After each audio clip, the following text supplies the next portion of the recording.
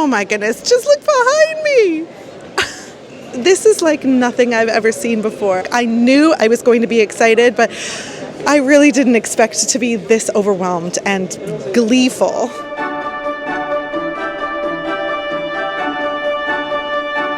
I'm Jessica, the Museum Guide, and today I'm doing something really unusual for my channel. I'm here at the Victoria and Albert Storehouse East. This is a brand new museum, kind of, that opened up in the last few weeks. I believe it was May 31st. I normally enter into the museums with a full set of research. Today, nothing. I'm coming in here just as blind as anybody else will. I've done no prior research because there's not really any to do.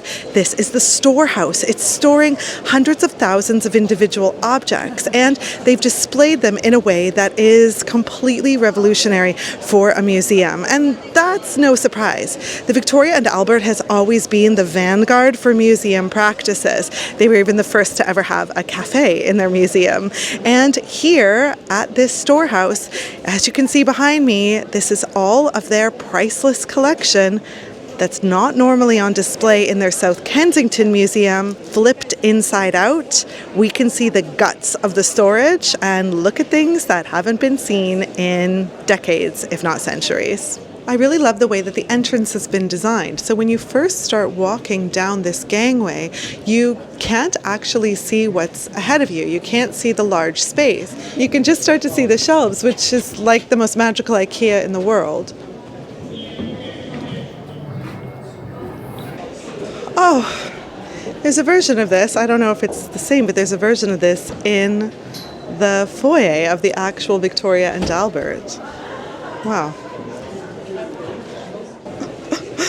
Okay, to say I'm feeling a tad overwhelmed would be an understatement. I've just walked in. This is my very first impression of the storehouse. But now I am just completely overwhelmed. It's only when you start to ascend another short flight of stairs that you start to see the entire storehouse open up in front of you. Just look at that. This is the Weston's Collection Hall.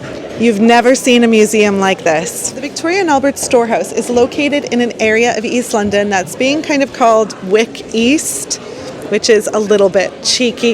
They're referring to Hackney Wick, which is actually just over the canal. You can see the beautiful canals, well, beautiful, the old industrial canals of Hackney Wick here. These have gentrified in the last couple of decades, and that's a whole video on its own. They've tried to rebrand this former Olympic sites as an arts hub, and also lots of new flats. This is really the crowning glory in that new arts district.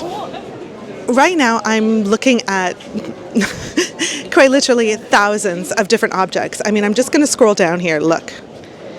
But I'm just gazing at frames. I think this looks like Indonesian woodwork, Balinese woodwork. Look down here, there's some kind of an onyx or black stone Buddha. Furniture of all types. Oh my goodness. Mid-century, modern, Victorian, Georgian, Jacobean. I wasn't sure what I was going to do today, if I was going to try to film a video or just film little bits and pieces to do a more researched project for later on. But I think I'm going to just let you experience this at the same time I am. I only have about an hour, so let's see what we can do. I do know that there's 100 kind of cutaway galleries, for lack of a better word, where they have arranged the objects in more of a traditional museum display. So let's go see if we can find some of those. So there are 3 different categories for the small kind of exhibits that they have, of which I mentioned there's about 100. There's yellow coated, which are collecting stories, and but the Victoria and Albert's role as a national collector. There's the source book for design, which shows the way that this collection inspires artists, and the working museum, which teaches you about how the V&A operates. Of course, I'm always really fascinated. I mean, I'm fascinated by all of them, but I really love knowing how each museum operates.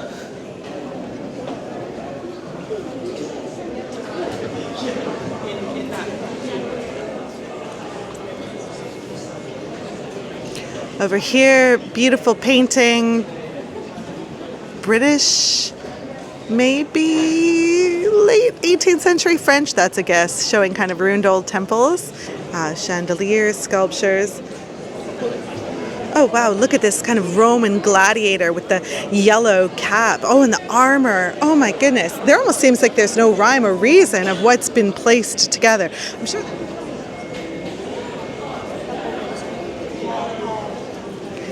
some beautiful paintings. Oh, here we go. I can actually see here. This is a portrait of a lady called Petrarch's Laura. Petrarch's Laura?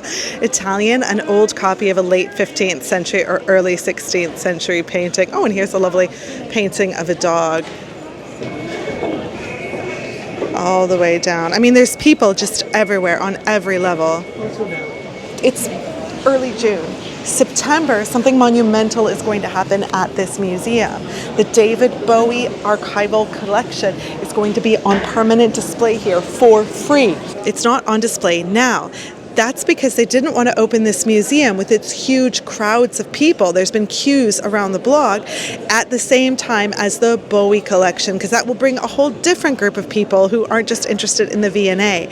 I will come back and do a dedicated video just on the David Bowie collection in September. I promise you I'll be here on day one. So you can see on my phone here, I've just scanned the QR code and it does say I can look up each item. Oh, and each case also has QR codes as well. Oh my goodness. You know, if I did try to make one of my typical videos about this collection, I think I would actually go insane. So I'm kind of glad that I'm removing the pressure and letting you just experience it like you would be if you were walking through. These are Yemeni funerary stelae for Basil, Twibksum, and Zed. These were looted during the current conflict in Yemen and found their way into an East London design shop. They were recognized by an archaeology enthusiast and then recovered by the Metropolitan Police Art and Antiques Unit. And so the V&A are temporarily caring for them until they can be safely returned to Yemen. And hopefully that is soon. Oh wow, here is a piece of contemporary art by Hugh Locke. He is a British contemporary artist. I went to see his exhibit called What Have We Here at the British Museum just a couple of months ago. Now, one of the unique things you can do at this museum is look up in their catalog for specific items that aren't normally on display.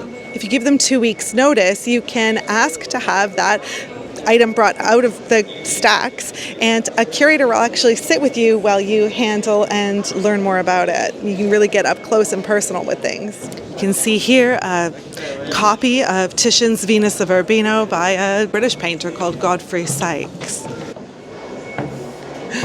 This reminds me of the kind of tables that were at the World's Fair Expo 86 in my hometown of Vancouver.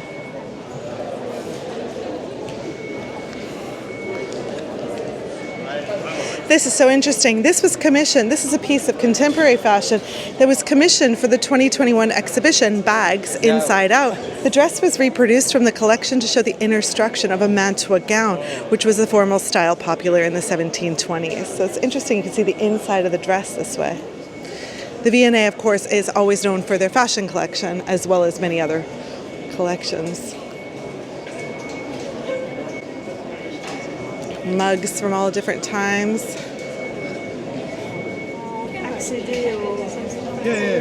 They've even gone so far as to open up the walls of people's conservation studios and office space. You can see beyond this gate glass walls, so you can see right inside.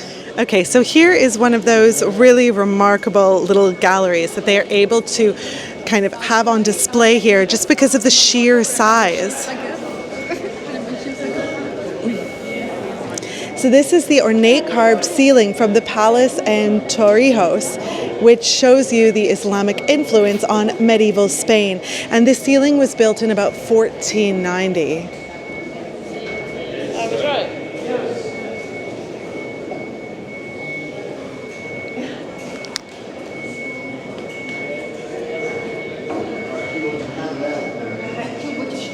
Of course, the Victoria and Albert Museum is big, but it's not big enough to fully assemble things like the ceiling. This storehouse is, though. Oh.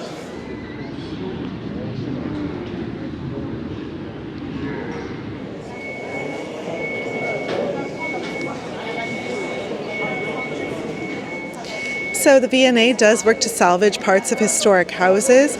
You can see these fragments and decorations were originally part of the Magpie and Stump House, which was designed by Charles Robert Ashby in the 1890s. This house was in Chelsea until 1969, and then bits and pieces of it became part of the V&A collection. Of course, curators often have to make excruciating decisions about what to put out on display and what to leave in storage, and so this really helps to mitigate that problem. Here's some examples of British art pottery. This really reminds me of the Frederick Watts Museum and Tomb in Godalming. Many of these pottery objects were designed by women, like Mary Watts, and so they were often overlooked at the time, so it's lovely to have them on display. Little tiny football jersey. And some examples of toys. Of course, the Victoria and Albert Museum isn't just located in South Kensington. They also have the Young V&A, which used to be called the Victoria and Albert Museum of Childhood, and that's in Bethnal Green. We're about to go inside a recreated flat from Robin Hood Gardens, which was a brutalist housing estate that was built in the 1970s. I'm fascinated by Robin Hood Gardens and by Trellick Towers. I made a mission out to Poplar to see Robin Hood Gardens years and years ago when I heard that it was going to be demolished. And the Victoria and Albert Museum has saved part of it for our brutalist history here in London. And with so many people, filming everything, what our interest was. The film, because we have the book, you can see this beautiful kind of late mid-century wood and this wallpaper. Wow, it's really stylish. But then, of course, the grey concrete that was the hallmark of this style of housing estate. The other one, we're not getting any money for it. Or hiring out this, Here's a short film that the Victoria and Albert Museum worked on with residents of the Robin Hood Gardens as they were facing eviction partway through the West Block's demolition. Some of these are people that had lived here for 30, 40 years. They've even got objects, labeled caring for the body, different mirrors and combs and brushes. These are objects that often get forgotten about in big grand museums like the British Museum. We've come around in a full circle and I didn't even realize it. Okay, onwards and upwards. This is a whole display here of faked and forged busts. Forgeries have their own interests. They teach us how to create convincing imitations, and they also offer us an insight into the world of art deception and art crime. The Victoria and Albert has a long history of making plaster casts of endangered heritage and archaeology, and this is casting Mamluk architecture.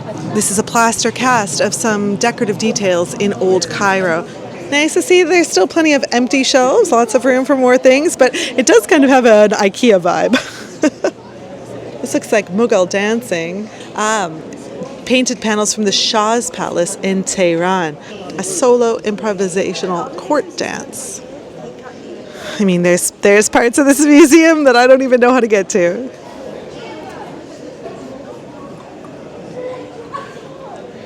A display case about all of their different kinds of mosaics. Ooh, a very intriguing glass chair. This was designed in 1991 by artist Danny Lane in London. Okay, here we're about to be treated to the Frankfurt kitchen.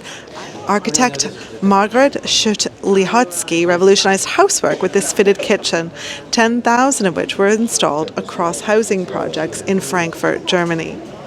And this dates to 1926 and 1927. Oh my goodness, this must have seemed so modern. This reminds me of a flat I used to live in Vancouver. Shout out to Holly Lodge. I mean, since it's only recently opened and it's gone crazy on social media, it's actually really busy here, so I'm being careful to not hog any of the displays. But let's have another look inside the Frankfurt kitchen. I would like this today. I say that, but I like my dishwasher. It's this whole section here about conservation and conserving modern materials. You can see, headphones and an iPhone. I'm I'm always banging on about insect traps when I'm in the museums, because even in the British Museum's most illustrious displays, you'll see these little moth and roach traps. And of course, it seems quite icky, but it's an important part of making sure museum collections stay safe. I always think that they should always have cats. We're heading now to something called the Conservation Overlook. I'm excited. Oh, cool. This is so great. Oh, my God. And get crushed. And this is a really good example just here. And I know that it's in the wrong place, because if I extend this frill out to where the rest of it lies. Even look at the washer and dryer there. Of course, you're going to need things like this. We want to lie flat. Wow. Like this section up here. And we want to remove those pieces. This is going to change museums around the world.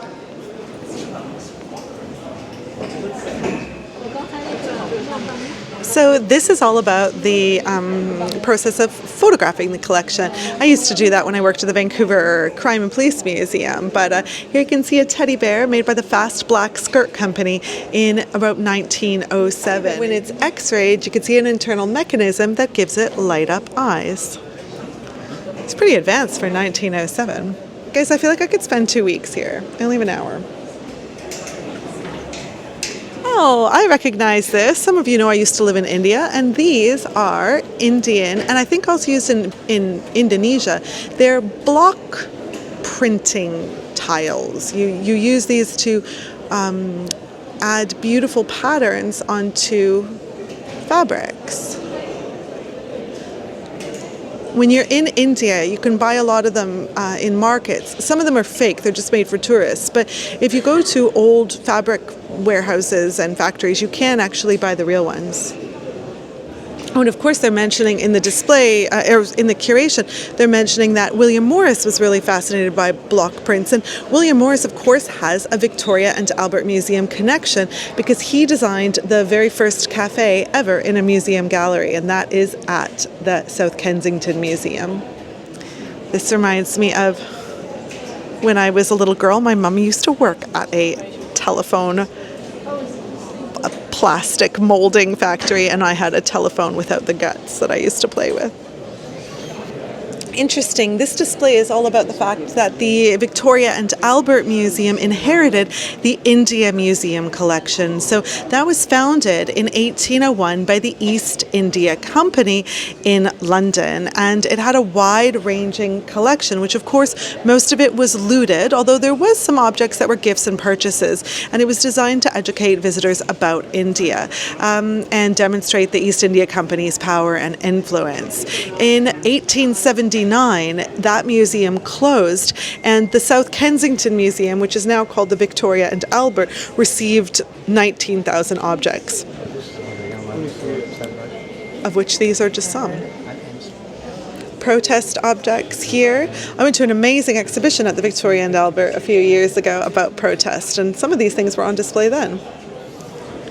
So the Victoria and Albert has chosen not to name the enslaver who collected these objects. They say that we want to remember instead the hundreds of women, men, and children who were forced to labor on his sugar plantations in Jamaica and suffered for the sake of his, quote, taste. Now, I hate to say it, but they could be referring to any number of British collectors in the 18th and 19th centuries. Of course, Sir Hans Sloane, just one of many. He, the founder of the British Museum, was a slave owner and slave trader.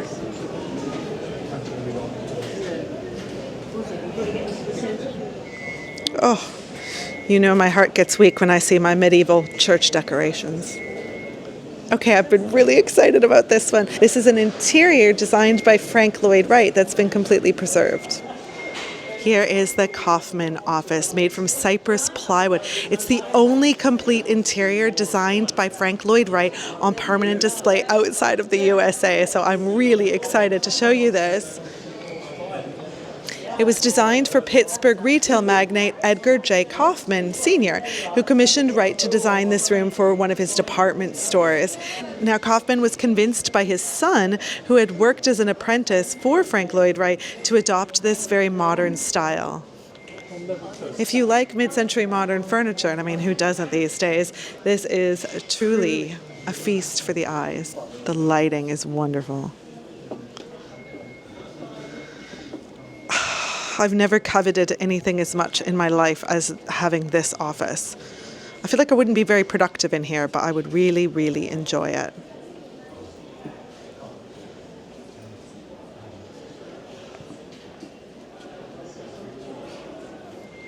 Here's a few more details, a few more objects connected to Frank Lloyd right here. So I approached an employee, I did it off camera, I approached an employee about what this was because I was just desperately seeking a way inside. It looked almost like a ship to me. But let's see if you can guess the answer that he gave me that made me do a big old face palm.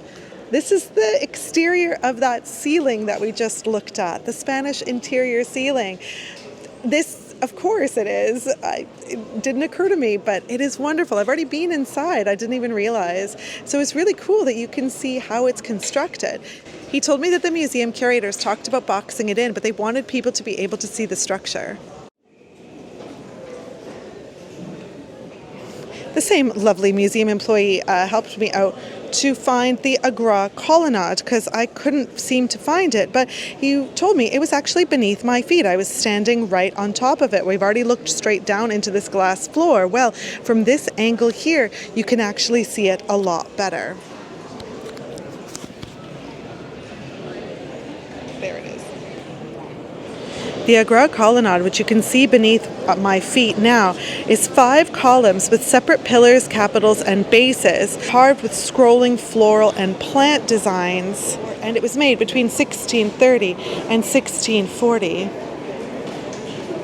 Now remember, that's roughly the same time that the 5th Mughal Emperor Shah Jahan commissioned the Taj Mahal, also famously in Agra.